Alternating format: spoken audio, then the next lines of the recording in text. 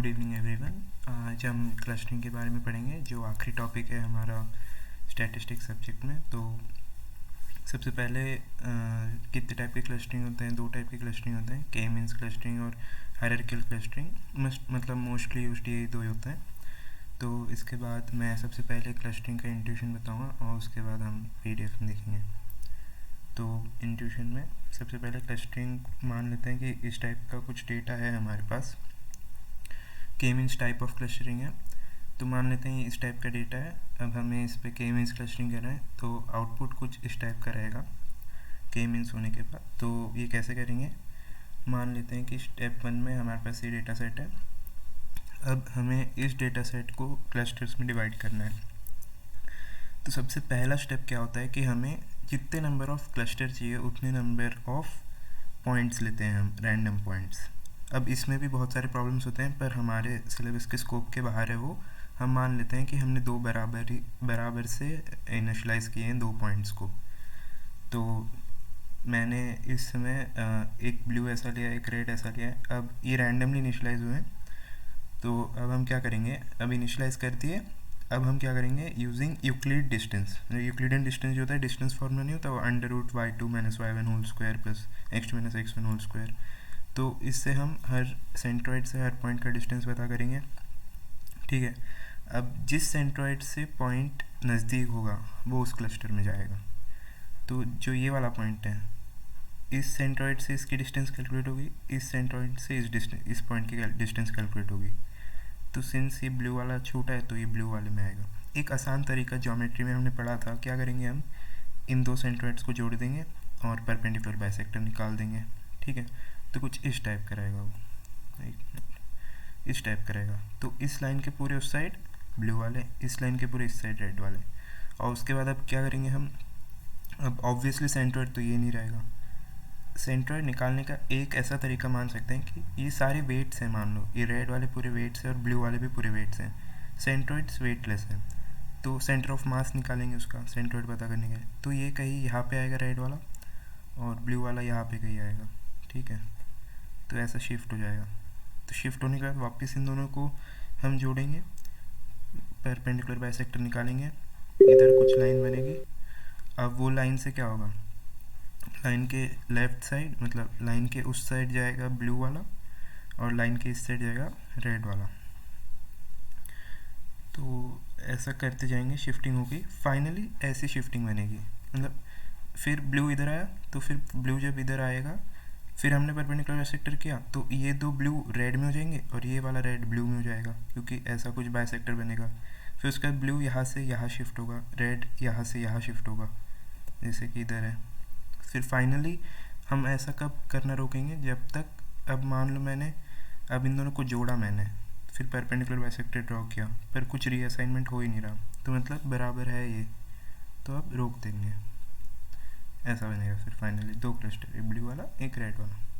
ये के मीन्स का है। अब के मीन्स की मैथ्स देखते हैं जो हमको PPT में है।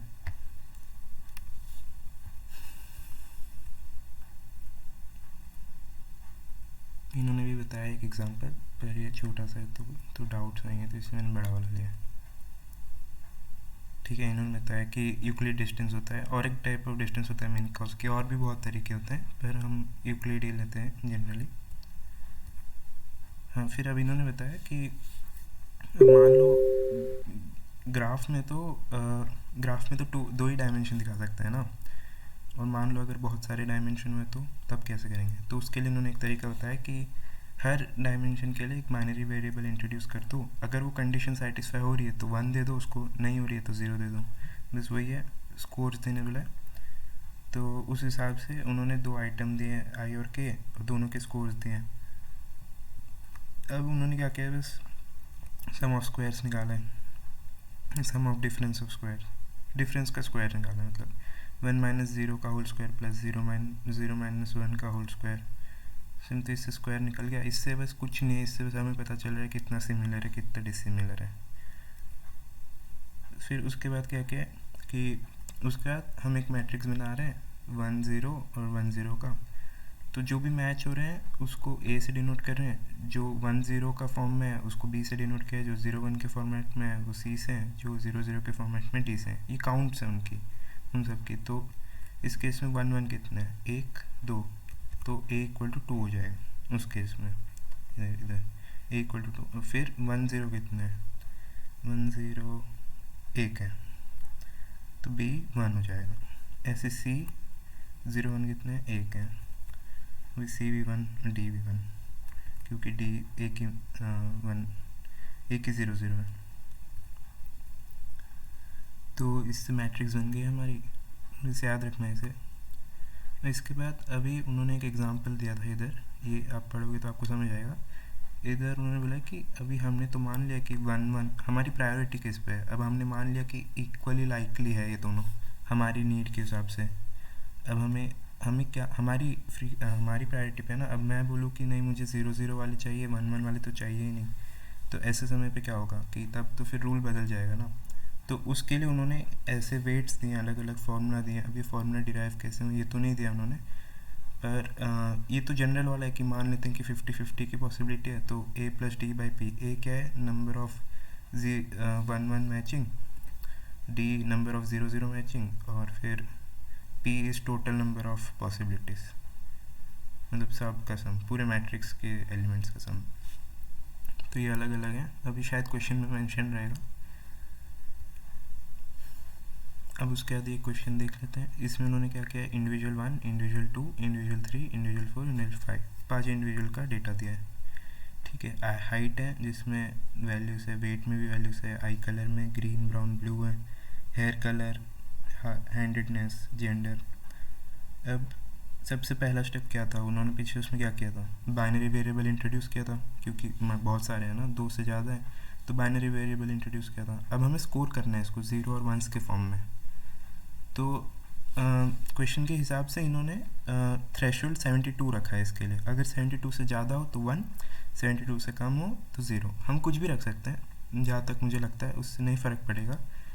तो अगर हम 72 से ज़्यादा रखते हैं और ये क्वेश्चन सॉल्व करते हैं जो क्वेश्चन के हिसाब से, तो ये 0, 1, 0, 0, 1 ऐसी रहेगी इसकी स्कोरिंग। फिर हाइट में उन्होंने 150 लिया है, हाँ 150 लिया है, देखो 150 लिया है, तो 0, 1, 1, 0, 1। फिर उन्होंने बोला है कि अगर जैसे इधर 3 है तो बाइनरी तो क्लासीफाई कर ही नहीं सकते इसको, पहली बात।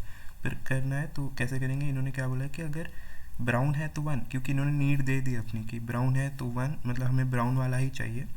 तो अगर ब्राउन है तो 1, अगर और कुछ है तो 0, तो 0, 1, 0, 1, 1। वैसे ही हेयर में ब्लॉन्ड के लिए इन्होंने क्या कलर दिया है, 1, और नॉट ब्लॉन्ड के लिए 0। जैसे उस हिसाब से उन्होंने सबको, तुमने सबसे पहले ये मैट्रिक्स बना देना है सब। फिर उसके बाद इन्होंने हमें समझाने के लिए p = 6, मतलब 6 डायमेंशनल है, ये 6 कैरेक्टरिस्टिक्स है। और अब इंडिविजुअल 1 है, इंडिविजुअल 2, इन्होंने वैसे बताया हमको 2 इंडिविजुअल का करना है, तो क्योंकि 2 का ही हम सिमिलैरिटी चेक करेंगे, 3, 4 का एक साथ कैसे कर सकते हैं।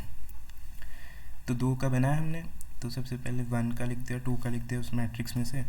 अब क्या, वही देखना था कि कितने 0-1 के पेयर से, कितने 1-1 के पेयर से, कितने 0-0 के पेयर से, और कितने 1-0 के पेयर से। तो उस हिसाब से सारे काउंट लिख देने हैं। तो एक 1-1 मैचिंग है, 2 1-0 के मैच है, ये देखो 1, 2, फिर 3 0-1, 1, 2, 3, फिर 1 0-0, 0-0-0, एक भी 0-0 नहीं है।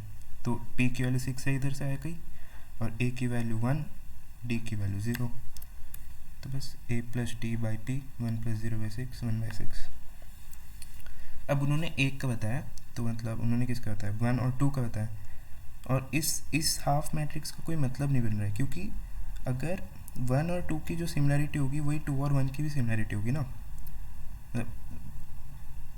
2 और 1 की जो सिमिलैरिटी होगी वही 1 और 2 की भी सिमिलैरिटी होगी, जो 3 और 1 की सिमिलैरिटी वही 1 और 3 की भी सिमिलैरिटी, तो उसका कोई सेंस नहीं बन रहा है।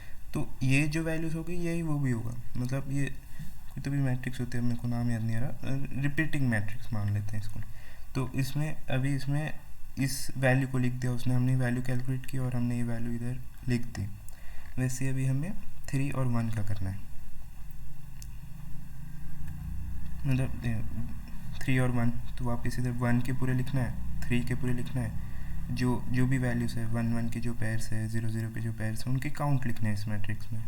फिर क्या करना है, जो 1 1 के काउंट है प्लस 0 0 के काउंट है डिवाइड बाई p, तो उससे ये वाली वैल्यू आएगी। फिर इसके बाद उन्होंने क्या किया है कि सबसे मैक्सिमम वैल्यू इधर क्यों लिया है, उनको बस बताना था कि इसमें फिफ्थ वाला और सेकंड वाला आदमी बहुत सिमिलर है और लीस्ट सिमिलर है फर्स्ट और फिफ्थ वाला, क्योंकि कुछ मैचिंग है ही नहीं उनमें, सबसे अलग है दोनों। और फिफ्थ और सेकंड वाले में बहुत सारी सिमिलरिटीज़ हैं। तो बस उन्होंने ये बताया इधर कि ये कहीं पे तो भी बताया उन्होंने, हाँ 2 and 5 are most similar and 1 and 5 are least similar. बस उसके लिए था वो, ऐसा क्वेश्चन शायद दिया है पर आ सकता है। तो बस फिर के मीन्स का हो गया। वो के मीन्स में उसी टाइप का क्वेश्चन आएगा कि हमको ऐसा कुछ टेबल दे देंगे और पूछेंगे सबसे ज़्यादा सिमिलर कौन है, सबसे ज़्यादा डिसिमिलर कौन है। अब नेक्स्ट पार्ट है हायरार्किकल क्लस्टरिंग। तो हायरार्किकल क्लस्टरिंग में दो टाइप की क्लस्टरिंग होती है, एग्लोमेरेटिव जिसको हम कह सकते हैं बॉटम अप, और डिवाइसिव हायरार्किकल मेथड जिसको हम कह सकते हैं टॉप डाउन। तो इसमें मैं बताता हूँ कैसा होता है। तो वही वापस से हमने लिया, देखो सेम हमको लग रहा है सेम ही सोल्यूशन है, पर बहुत सारे केसेस में ऐसा होता है सेम है, पर हमेशा सेम हो ऐसा ज़रूरी नहीं है, वो हम पर होता है। तो हायरार्किकल क्लस्टरिंग थोड़ा कॉम्प्लेक्स टॉपिक है, तो देखो अभी आगे क्या होगा। अब वापस यही है, तो हायरार्किकल क्लस्टरिंग जैसे मैं तो बॉटम अप की बात करूँगा। बॉटम अप मतलब एग्लोमेरेटिव।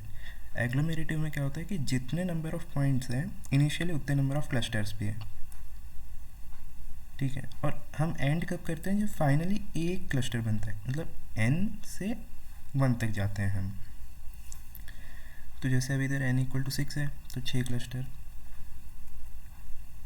अलग अलग कलर दे दिया उन्होंने, 6 क्लस्टर। अब 6 क्लस्टर होने के बाद अब मुझे जोड़ना है, तो यूक्लिड डिस्टेंस से मैं इंटर क्लस्टर डिस्टेंस निकालूंगा। अब क्लस्टर के डिस्टेंस निकालने के 4 तरीके हैं इन्होंने दिया है, मैं दिखाता हूँ। इन्होंने 3 तरीके दिए, एक्चुअली 4 तरीके होते हैं। 3 तरीके कौन से दिए इन्होंने, या तो मिनिमम ले लो, 2 क्लस्टर का सबसे पास वाला डिस्टेंस, या फारदेस्ट ले लो, या एवरेज ले लो। और एक होता है जिसको हम कहते हैं सेंट्रॉइड वाला डिस्टेंस, मतलब 2 क्लस्टर्स के सेंट्रॉइड का बीच का डिस्टेंस इन्होंने नहीं दिया, पर इसको सिंगल लिंकेज बोलते हैं, इसको कंप्लीट लिंकेज बोलते हैं, और इसको एवरेज लिंकेज बोलते हैं। तो इस अभी अब वापस उधर चलते हैं। तो इसमें अब सबसे पहला स्टेप है, इसमें मान लेते हैं हम सिंगल लिंकेज कर रहे हैं। सिंगल लिंकेज मतलब इन 2 क्लस्टर्स का इन सब में सबसे कम डिस्टेंस किसका है। जैसे अगर इनमें मैं सबका डिस्टेंस निकालूँ, ये पर्पल वाले के इस ऑरेंज वाले के साथ, फिर इस पर्पल के साथ, इस ग्रीन के साथ, इस रेड के साथ, इस ब्लू के साथ, मतलब इंट्रा डिस्टेंस निकालूँ मैं इन पॉइंट्स के अंदर, तो सबसे कम डिस्टेंस इन दोनों के बीच में। तो सबसे पहले इन दोनों को मर्ज कर दो, तो मर्ज कर दिया। अब ये एक क्लस्टर हो गया। अब वापस से वही चीज़, अब कितने क्लस्टर हो गए, 1 2 3 4 5, पहले 6 थे अब 5 हो गए। अब क्या करूँगा मैं, अब वापस वही प्रोसीजर। अब मैं इस क्लस्टर के रेफरेंस में, मतलब या वही चीज़ वापस इंट्रा क्लस्टर डिस्टेंस वापस से, अब इस क्लस्टर को मैं इन सब से डिस्टेंस निकालूंगा, इस क्लस्टर को इन बाकी उनसे डिस्टेंस निकालूंगा, ऐसे हर पॉइंट को बाकी पॉइंट से डिस्टेंस निकालूंगा। तो हमें देख के पता चल रहा है इन दोनों का नेक्स्ट होगा, तो अब ये दोनों एक क्लस्टर में बनेंगे, ठीक है। तो ये दोनों एक क्लस्टर में बने, ये दोनों एक क्लस्टर में बने। फिर उसके बाद क्या होगा, अब कितने क्लस्टर हुए स्टेप के बाद, 1 2 3 4। और इसके बाद फिर क्या करूँगा, अभी एक क्लस्टर तो नहीं बना है ना, 4 है अभी भी, मुझे एक ही चाहिए फाइनल में। फिर मुझे ये पास में लग रहा है इस क्लस्टर के, तो इसको जोड़ दूंगा। तो अब कितने, 1 2 3, अभी भी 3 है। अब मुझे फिर मैं इसको जोड़ूंगा, तो 3 1 2, 2 क्लस्टर बन गए। फिर फाइनली क्या करूँगा, बस फिर एक को जोड़ दूँगा। अब फाइनली एक क्लस्टर आ गया, तो बस ऐसा कुछ बनेगा, फाइनली रुक जाना है। फिर इसके बाद हमको लग रहा होगा कि क्या फ़ायदा हुआ, क्लस्टरिंग करना था और एक बड़ा सा क्लस्टर बन गया। नहीं, पर इसका तरीका ही अलग है। इसमें हम क्या करते हैं, इसमें डेंडोग्राम बनाते हैं। अब डेंडोग्राम मैं आपको बता रहा हूँ, डेंडोग्राम एक ग्राफिकल रिप्रेजेंटेशन है। तो वही एग्जाम्पल है, वापस 6 पॉइंट है, और अभी मुझे स्टेप बाय स्टेप मैं इसका डेंडोग्राम बनाऊँगा। तो डेंडोग्राम कैसे बनेगा, सबसे पहले कौन से दो पास में थे, P2 और P3 है ना। तो P2 और P3 का सबसे पास में था, तो उसका पहला एग्जीक्यूट होता तो पहला डेंडोग्राम भी उसी का बनेगा। देखो डेंडोग्राम कैसा दिखेगा। तो ये जो है ना, ये height determines the distance between P2 and P3। तो इस केस में 0.5 यूनिट्स थी वो, यूक्लिडियन डिस्टेंसेस के वर्सेस ग्राफ बनाते हैं। तो P2 P3 के बीच का ग्राफ बन गया ऐसा। नेक्स्ट स्टेप, अब उसके बाद क्या बोला था, P5 और P6 एक इसमें, क्योंकि वो नेक्स्ट क्लोजेस्ट है तो वो एक क्लस्टर में, तो P5 और P6 में बन गया, और ये हाइट उन दोनों के बीच की डिस्टेंस। अब इसके बाद क्या बोला था मैंने कि P2 P3 P1, मतलब P1 अभी P3 से मर्ज होगा, तो कैसा होगा, P1 जाएगा, हाइट इसकी हाइट मान लेते 1 यूनिट है, और P2 और P3 से जुड़ जाएगा कुछ इस तरह से, हाँ इस तरह से। अब नेक्स्ट स्टेप में क्या बोला था मैंने, P4 जुड़ेगा, क्योंकि अब तो या तो ये क्लस्टर किन से डिस्टेंस निकालेगा, P4 से, और इस क्लस्टर से मतलब P1 से, क्योंकि मैं सिंगल लिंकेज की बात कर रहा हूँ। तो P4 वाला ऑब्वियसली पास हो, तो P4 को मर्ज कर लेगा अपने में, और क्या होगा P4, और फिर ये एक में बन जाएगा रेड वाला, और फिर फाइनली क्या होगा, P4 और P2 के बीच का डिस्टेंस होगा, तो एक ही डिस्टेंस पॉसिबल है, तो वो दोनों जुड़ जाएंगे। हाँ, तो ये ग्राफ बन गया। हमें शायद पेपर में यही तक आएगा, पर मान लेते हैं फॉर थोड़ा सा एक्स्ट्रा नॉलेज कि अब हमारे पास ये ग्राफ है, हमें पता करना है ऑप्टिमल नंबर ऑफ़ क्लस्टर कितने होने चाहिए। तो बेसिकली इसमें क्या करते हैं हम कि सारे हॉरिजॉन्टल लाइंस जो हैं उनको एक्सटेंड कर देते हैं और बाय एक्सिस पे ड्रॉप कर देते हैं। तो ये पूरी ऐसे एक्सटेंड हो जाएगी, पूरी ये भी पूरी एक्सटेंड होगी, ये भी पूरी एक्सटेंड होगी, ये भी। तो जो लार्जेस्ट डिस्टेंस है ना, मतलब जो लार्जेस्ट साइड होगी, उस साइड का परपेंडिकुलर बाइसेक्टर, उस साइड का, तो इस केस में ये वाली साइड है लार्जेस्ट, तो इस साइड का परपेंडिकुलर बाइसेक्टर कुछ यहाँ पे होगा। अब इसको मैं पूरा ड्रॉप करूँगा ऐसा, कितने इंटरसेक्शन हुए इसमें, 1 2, तो इस केस में 2 ऑप्टिमल वो बनने चाहिए क्लस्टर, बस। तो ये बेसिक इंट्यूशन था। अब मैं इसका वो मैथ्स वाला पार्ट बताता हूँ। तो सबसे पहले सिंगल लिंकेज क्या बताया था मैंने, मिनिमम होना चाहिए, मतलब मिनिमम डिस्टेंस कंसिडर करते हैं, 2 क्लस्टर्स के बीच का मिनिमम डिस्टेंस। तो ऐसा क्वेश्चन है, तो 1 1 के बीच में तो डिस्टेंस 0 2 2 कैसे, उस पॉइंट का विथ रेफरेंस टू उसी पॉइंट 0 ही होगा डिस्टेंस। तो फिर उन्होंने डिस्टेंसेस दे रखे हैं हमें, अब हम वो करना है। सबसे पहला स्टेप क्या था, सबसे पास वाले 2 पॉइंट्स को मर्ज करना है। ये पहला स्टेप हर फॉर्म में, हर मतलब single linkage, complete linkage, average linkage, तीनों में पहला स्टेप यही है कि मिनिमम डिस्टेंस वालों को तुम्हें सबसे पहले मर्ज करना है। तो मिनिमम डिस्टेंस क्या है इसमें, 2, बस। फिर तो क्या है, ये 5 और 3 मर्ज हो गए। 5 और 3 एक क्लस्टर है, उस केस में भी हमने पहले 2 पॉइंट को मर्ज किया था, इसमें 5 और 3 को मर्ज किया। अब हम जो भी करेंगे 5 और 3 के रेफरेंस में करेंगे, और फिर कैसा होगा 5 और 3, तो 5 और 3 मतलब मिनिमम। अब 5 और 3 एक है, ये देखिए D351, तो इसका क्या मतलब हुआ, अब मुझे क्या करना है, उस क्लस्टर के सबसे पास वाले एलिमेंट से लेना है। तो हमें कैसे मालूम पड़ेगा वो, तो मैं इससे करूँगा, वो 1 3 के पास में है कि 1 5 के पास में है, तो उससे मैं दोनों का डिस्टेंस लूँगा और 3 लिख दूँगा, दोनों का मिनिमम, क्योंकि सिंगल लिंकेज है। वही चीज़ फिर 2 के साथ करूँगा, वही चीज़ फिर 4 के साथ करूँगा। तो ऐसे सबके मिनिमम वैल्यूज़ लूँगा, क्योंकि सिंगल लिंकेज है, क्योंकि मुझे पास वाला एलिमेंट चाहिए। तो फिर उसके बाद 3 5 का ऐसा ग्राफ बनेगा, फिर नया ग्राफ बनेगा, मिनिमम लेते लेते, मिनिमम ही कंसिडर कर रहे हैं ना हम हमेशा, हर आइट्रेशन के बाद मिनिमम डिस्टेंस ले रहे हैं। अब जो मिनिमम होगा फिर वो मर्ज हो जाएगा इसके साथ, तो 1 3 5, फिर क्या होगा, अब 1 3 5 है ना, तो 1 3 5 जो बचे हुए एलिमेंट्स है उनसे डिस्टेंस लेंगे। उस ग्राफिकली आप रिलेट करो, मैंने बताया था पहले भी कि कैसे ग्राफिकली हो रहा है वो। तो 3 5 2 से होगा, फिर 3 5 1 4 से होगा, तो 3 5 मतलब 3 5 विथ रिस्पेक्ट टू 2, मतलब 2 और 3 5 के बीच का डिस्टेंस 7, फिर 2 विथ रिस्पेक्ट टू 1 मतलब 2 और 1 9, तो मिनिमम ऑफ 7,9 7 आ गया। फिर उसके बाद क्या है, 3 1 3 5 4, मतलब 1 तो मर्ज हो गया ना। अब क्या होगा, 3 5 विथ 4, फिर 1 विथ 4, तो 3 5 विथ 4 मतलब 4 और 3 5 8, फिर 4 और 1 6, तो 8 और 6 का मिनिमम 6। अब क्या होगा, वापस से नया मैट्रिक्स बनेगा। 1 3 5 एक क्लस्टर हो गया। अब 1 3 5 2 4, फिर मिनिमम तो 4 और 2 का है, मतलब 2 4 एक क्लस्टर बन जाएगा अभी। तो वही करना है, ऐसा जब तक करना है जब तक सब 0 0 ना हो जाए। इस स्टेज पे रुक जाएंगे और हमें मिल जाएगा कितने नंबर ऑफ क्लस्टर्स हैं। तो हर इटरेशन के बाद सबसे पहले क्या किया था हमने, 3 5 को मर्ज किया था ना। सबसे पहले 3 5 को मर्ज किया था, तो 3 5 का डेंडोग्राम ग्राफ में ड्रॉ हो गया। फिर उसके बाद हमने 1 को मर्ज किया था, तो अभी 1 3 5 के साथ। फिर उसके बाद हमने क्या किया था, उसके बाद हमने 2 और 4 को मर्ज किया था, तो 2 और 4 को मर्ज किया था। फिर फाइनली पूरे को मर्ज कर दिया था। अब मान लो क्वेश्चन आ जाता है कि नंबर ऑफ क्लस्टर्स कितने बनने चाहिए, तो क्या करना है, सबसे पहले इस पूरे लाइन को ड्रॉप करना है, इस पूरे लाइन को ड्रॉप करना है, इस पूरे लाइन को ड्रॉप करना है। तो लार्जेस्ट डिस्टेंस कौन सी होगी इसमें, ये वाली नहीं, ये वाली नहीं, ये वाली होगी, यहाँ से यहाँ तक। ठीक है, इससे मैं इसका परपेंडिकुलर बाइसेक्टर पे मैं लाइन ड्रॉप करूँगा। कितने इंटरसेक्शन है, 3।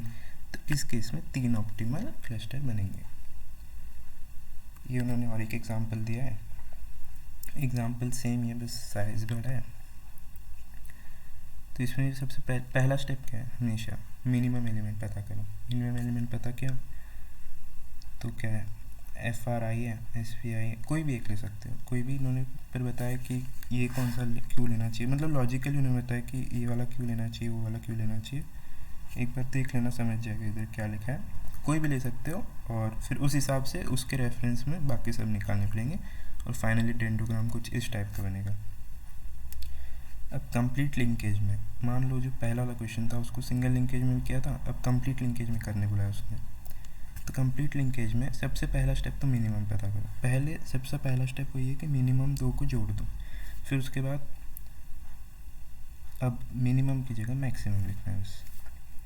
तो मैक्सिमम ऑफ 3 1 5 1 3 11 11, फिर मैक्सिमम ऑफ 7 10 10, मैक्सिमम ऑफ 9 8 9। फिर इधर वैल्यूज़ बदल जाएगी उस हिसाब से। फिर जब उस हिसाब से बदलेगी ये भी बदलेगा, और फिर फाइनली आंसर भी बदलेगा। तो वो डेंडोग्राम से दिख जाएगा। हाँ, नहीं देखो, सबसे पहले मिनिमम निकाल लिया उसने, तो 3 5 मर्ज हो गए। अब 3 5 के रेफरेंस में बाकी सब निकाल लिया, पहले क्वेश्चन में जैसे बताया था। फिर इधर का देखो, इधर का डेंडोग्राम ऐसा है और ये वाला डेंडोग्राम अलग है, सेम नहीं है। तो ये इस साइड है और ये दोनों इस साइड है।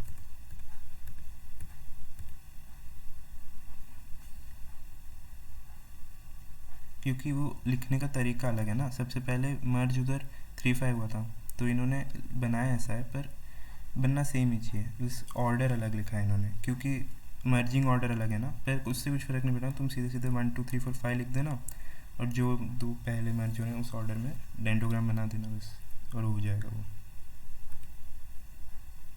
तो इसमें बस आंसर 11 आया, उसमें 6 आया था, तो उससे वो तो बस क्वेश्चन पे डिपेंड करेगा। तो 11 लैंग्वेजेस वाला तुम कर सकते हो एक बार, काफ़ी बड़ा है वो, पर हो जाए। अब average linkage, main average linkage मतलब कॉम्प्लेक्स जो है सबसे हार्ड। तो एवरेज लिंकेज में हम इधर सीधा मैक्स और मिन लिख रहे हैं ना, उधर अभी एवरेज लिखना पड़ेगा। तो एवरेज में कैसा होगा, अब मान लो D3, सबसे पहले मिनिमम निकाल लिया, तो 3 और 5।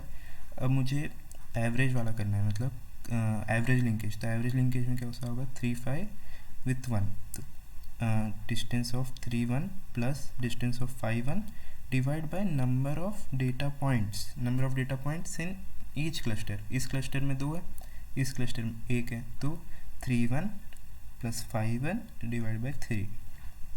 इसमें कैसा होगा, 3 2 plus 5 2 divide by 3, 3 4 plus 5 4 divide by 3। बस इससे क्या होगा, हमें वो मिल जाएंगे डिस्टेंसेस। फिर नई मैट्रिक्स बनेगी।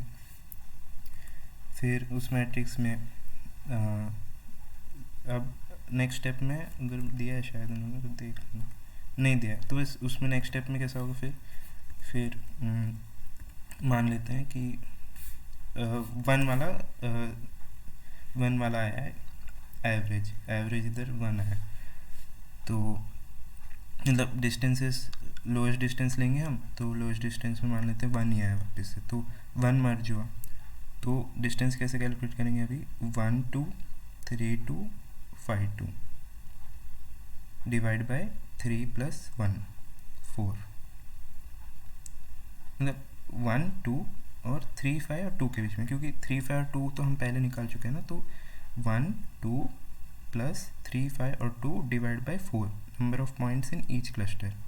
और इस केस में ऐसा होगा 1 4 और 3 5 और 4, मतलब एक ही बात हुई ना। पिछले स्टेप में हमने अलग अलग निकाल लिया था, अब कंबाइन कर चुके हैं तो फिर से क्यों अलग अलग करें।